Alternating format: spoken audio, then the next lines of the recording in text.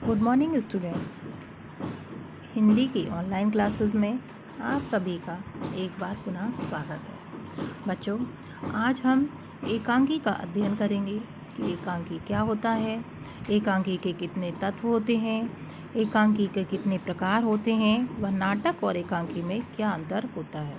तो आज हम हिंदी एकांकी साहित्य के परिचय का देखते हैं।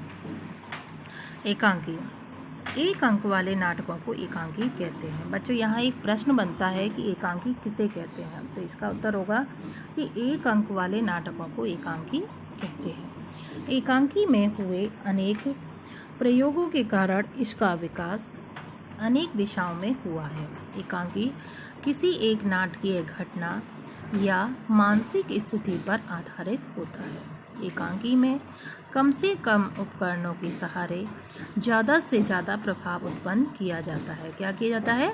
कम से कम उपकरणों के सहारे ज़्यादा से ज़्यादा प्रभाव उत्पन्न किया जाता है। किसी बड़े नाटक को काट छाँट कर एकांकी की रचना नहीं की जा सकती है कि हम ये सोचें कि नाटक कोई बड़ा नाटक है, उसको काट दें, छोटा कर दें, उससे एकांकी की रचना कर लें, तो ये संभव नहीं है। वहीं एकांकी को खींचतान कर बड़े नाटक की रचना भी नहीं की जा सकती है। तो इसके विपरीत अगर हम ये सोचें कि एकांकी है और इसको खींचतान कर बड़ा कर दें, इसकी कथा वस्तु को और अधिक बड़ा कर दें, तो वह नाटक बन जाएगा, तो बच्चों यह भी संभव नहीं है। तो नाटक को काट छाँट कर एकांकी की रचना भी नहीं की जा सकती और ना ही एकांकी को खींचतान कर बड़े नाटक की रचना की जा सकती है। आइए देखते हैं एकांकी के तत्व। एकांकी के तत्व: कथा वस्तु, पात्र एवं चरित्र चित्रण, संवाद, भाषा शैली, देश काल और वातावरण, उद्देश्य।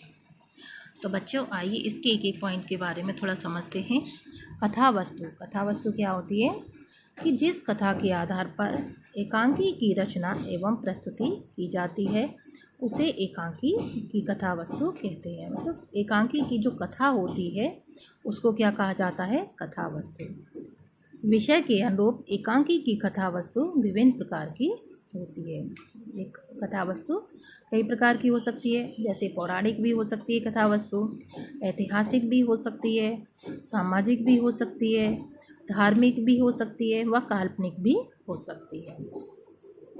एकांकीकार जिस उद्देश्य किसी विशिष्ट भाव, विचार अथवा समस्या को अभिव्यक्त करना चाहता है उसी के अनुरूप कथा वस्तु को आरंभ से अंत तक घुमाव फिराव के नाटकीय मोड़ों के बीच चमत्कारपूर्ण विवेक के साथ गठित करता है। आइए बच्चों देखते हैं पात्र एवं चरित्र चित्रण। के पात्र एवं चरित्र चित्रण क्या होते हैं? एकांकी के पात्रों एवं उनके चरित्रों के आधार पर ही संपूर्ण एकांकी के भाव एवं कला पक्ष की अभिव्यक्ति होती है। इसमें एक प्रमुख पात्र होता है। शेष पात्र एकांकी की कथा वस्तु के अनुसार प्रत्यक्ष या अप्रत्यक्ष रूप से मुख्य पात्र के चरित्र को उभारने में भी सहायक होते हैं। तो इसमें क्या है? एक तो प्रमुख पात्र होता है। पात्र कौन होते हैं? जो कि उसमें अभिनय कर रहे होते हैं। तो एक प्रमुख पात्र होता है और बाकी सब क्या होते हैं? उसके सहायक होते हैं और वे क्या करते हैं? मुख्य पात्र के चरित्र को उभारने में सहायक होते हैं। एकांकी में पात्रों की संख्या जितनी कम होती है उतनी ही परिस्थिति का रंग उभर कर सामने आता है। अधिक पात्रों के होने से कथा और कथा की मूल संवेदना की उलझ जाने का भय रहता है। तो एकांकी में क्या होता है बच्चों? पात्रों की संख्या कम होती है क्योंकि ज़्यादा अगर पात्र होंगे तो जो कथा की मूल संवेदना होती है उसके उलझ जाने का डर होता है। अब देखते हैं संवाद। संवाद क्या होता है? संवाद होता है बच्चों वार्तालाप। तो उसके एकांकी के जो पात्र होते हैं उनके बीच में जो वार्तालाप होता है वही कहलाता है संवाद। संवाद के मुख्यतः दो कार्य होते हैं: पात्रों की चारित्रिक विशेषताओं को उद्घाटित करना तथा कथा प्रवाह को आगे बढ़ाना।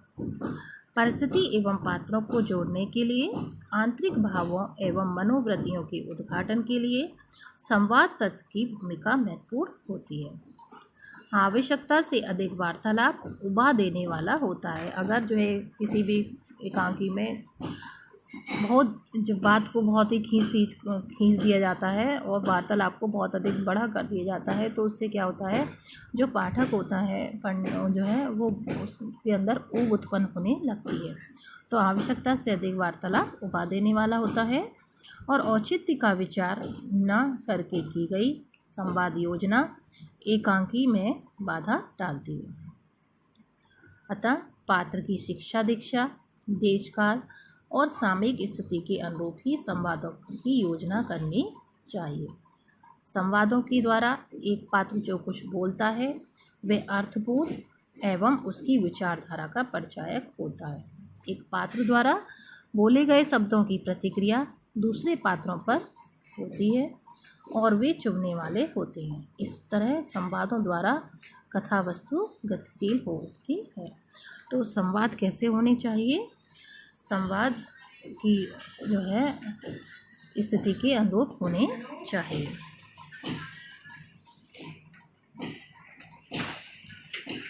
अब देखते हैं बच्चों भाषा शैली। तो भावों को अभिव्यक्ति प्रदान करने की माध्यम भाषा है और अभिव्यक्ति का ढंग शैली है।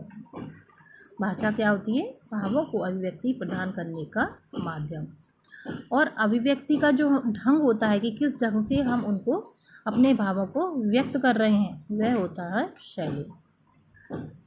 एकांकीकार विषय तत्व के अनुरूप विशिष्ट भाषा शैली को अपनाता है।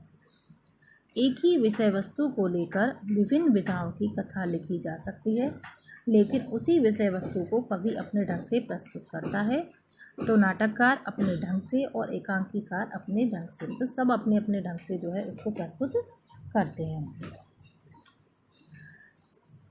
बच्चों, सरल और बोधगम्य भाषा के द्वारा एकांकी को प्रभावशील बनाया जा सकता है। उसकी भाषा एकांकी की कैसी रखनी चाहिए? हमको सरल होनी चाहिए और बोधगम्य होनी चाहिए। अब देखते हैं आगे देशकाल और वातावरण। एकांकी में किसी विशेष देशकाल अथवा वातावरण से संबंधित पात्रों एवं घटनाओं का चित्रण होता है कि जो पात्र होते हैं वो ये किसी न किसी देश से संबंध रखते हैं। तो किसी विशेष देशकाल अथवा वातावरण से संबंधित पात्र एवं घटनाओं का चित्रण होता है एकांकी में। यह चित्रण सजीव एवं स्वाभाविक तभी हो सकता है जब एकांकी की भाषा, पात्रों की वेशभूषा, पात्रों की भाषा को उसी काल के अनुरूप रखा जाए कि जिस देश की जहाँ का उसमें वर्णन किया गया है उसकी भाषा और वहाँ का उनका मतलब पात्रों का जो वेशभूषा है वह भी उसके अनुरूप होनी चाहिए। जैसे कि एक उदाहरण ले लेते हैं कि राजस्थान की कोई कहानी कथा वस्तु है, तो उसके पात्र जो हैं उनकी वेशभूषा भी कैसी होनी चाहिए? राजस्थानी ही उनके पहनावा होना चाहिए। उनके वस्त्र राजस्थान की उसके ही अकॉर्डिंग होने चाहिए और उनकी भाषा भी राजस्थानी ही होनी चाहिए। तो जैसा देश काल का उसमें वर्णन किया जा रहा है और जैसे वातावरण का, वैसी ही उनकी वेशभूषा, पात्रों की और भाषा उसी के अनुरूप होनी चाहिए। इससे उस काल का सजीव एवं स्वाभाविक चित्रण उपस्थित होता है और दर्शकों की रसानुभूति तीव्र हो जाती है। जिस देश और काल के समाज को लेकर एकांकी रचा जाता है उससे संबंधित वातावरण, इतिहास, संस्कृति, वेशभूषा, खान पान, रीति रिवाज आदि का सहज, स्वाभाविक और प्रमाणिक चित्र खींचा जाता है। और जिस काल का नाटक हो एकांकी हो उसी काल की उसमें भाषा का प्रयोग होना चाहिए। उद्देश्य। एकांकी का उद्देश्य पुष्प में गंध की भांति उपस्थित रहता है। जिस एकांकी का उद्देश्य जितना लोक मंगलकारी होता है उसका साहित्यिक मूल्य भी उतना ही अधिक बढ़ जाता है। एकांकी का उद्देश्य पात्रों के माध्यम से व्यंजित होता है। तो बच्चों, यह थे एकांकी के तत्व। आगे देखते हैं एकांकी के प्रकार। एकांकी कौन कौन से प्रकार के होते हैं?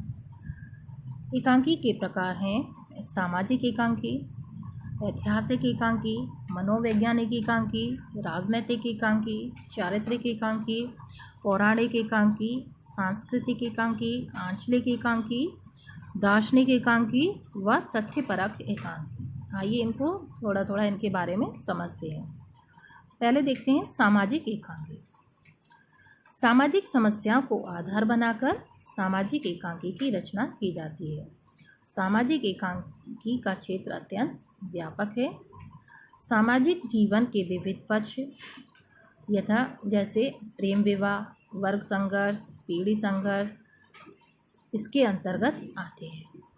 तो बच्चों, सामाजिक समस्याओं पर जो एकांकी आधारित होते हैं वही क्या होते हैं? सामाजिक एकांकी होते हैं। ऐतिहासिक एकांकी, इतिहास अथवा ऐतिहासिक पृष्ठभूमि के आधार पर लिखे गए एकांकी ऐतिहासिक एकांकी होते हैं। जो किस पर आधारित होते हैं? इतिहास पर। वही क्या होते हैं? एकांकी ऐतिहासिक एकांकी कहलाते हैं। मनोवैज्ञानिक एकांकी, मनोवैज्ञानिक एकांकी के आधार पर, मनोविज्ञान के आधार पर रचित एकांकी मनोवैज्ञानिक होते हैं। तो कौन मनोवैज्ञानिक एकांकी क्या होते हैं? जो कि मनोविज्ञान के आधार पर रचे जाते हैं। आइए देखते हैं राजनैतिक एकांकी। किसी राजनीतिक गतिविधि पर प्रकाश डालने वाले एकांकी राजनैतिक एकांकी होते हैं। राजनीतिक गतिविधि पर प्रकाश डालने वाले एकांकी क्या होते हैं? राजनैतिक एकांकी, जो कि राजनैतिक गतिविधियों पर प्रकाश डालते हैं। चारित्रिक एकांकी उन्हें कहते हैं जिन एकांकियों का मूल उद्देश्य किसी चरित्र विशेष का सौंदर्य या असौंदर्य अनुभूत कराना होता है। जिसका क्या होता है? जिनका मूल उद्देश्य किसी चरित्र विशेष का सौंदर्य या असौंदर्य अनुभूत कराना, उनको कहते हैं चारित्रिक एकांकी। पौराणिक एकांकी, पौराणिक एकांकी क्या होते हैं? कि पुराणों पर आधारित कथा वस्तु को लेकर लिखे गए एकांकी पौराणिक एकांकी कहलाते हैं। जो किस पर आधारित होते हैं? जिनकी कथा वस्तु पुराणों पर, वे होते हैं पौराणिक एकांकी। सांस्कृतिक एकांकी, सांस्कृतिक एकांकी क्या होते हैं? सांस्कृतिक समस्या पर आधारित एकांकी सांस्कृतिक एकांकी कहते हैं। आंचलिक एकांकी, किसी अंचल विशेष की घटना पर आधारित वहाँ की लोक भाषा, रीति व्यवहार, रहन सहन, भूगोल आदि का चित्रण आंचलिक एकांकी में किया जाता है। दार्शनिक एकांकी, दार्शनिक विषयों पर आधारित एकांकी दार्शनिक एकांकी होते हैं। जो किस पर आधारित होते हैं? दार्शनिक विषयों पर। तथ्यपरक एकांकी, एकांकीकार किसी विशेष संदेश अथवा उद्देश्य पर बल न देकर किसी प्रसंग का नाटकीय चित्र अंकित करके प्रभाव अथवा निष्कर्ष ग्रहण करने का दायित्व पाठक या दर्शक पर छोड़ देता है। क्या होता है तथ्यपरक एकांकी में? कि किसी विशेष संदेश या उद्देश्य पर बल नहीं देता एकांकीकार, बल्कि क्या करता है कि किसी प्रसंग या नाटकीय चित्र को अंकित करके प्रभाव अथवा निष्कर्ष ग्रहण करने का दायित्व पाठक या दर्शक पर ही छोड़ देता है। कि पाठक उसका या दर्शक वही स्वयं उसका निष्कर्ष ग्रहण करेगा। ये दायित्व पाठक या दर्शक पर ही वह छोड़ देता है। तो बच्चों, ये थे एकांकी के प्रकार। अब देखते हैं एकांकी और नाटक में अंतर।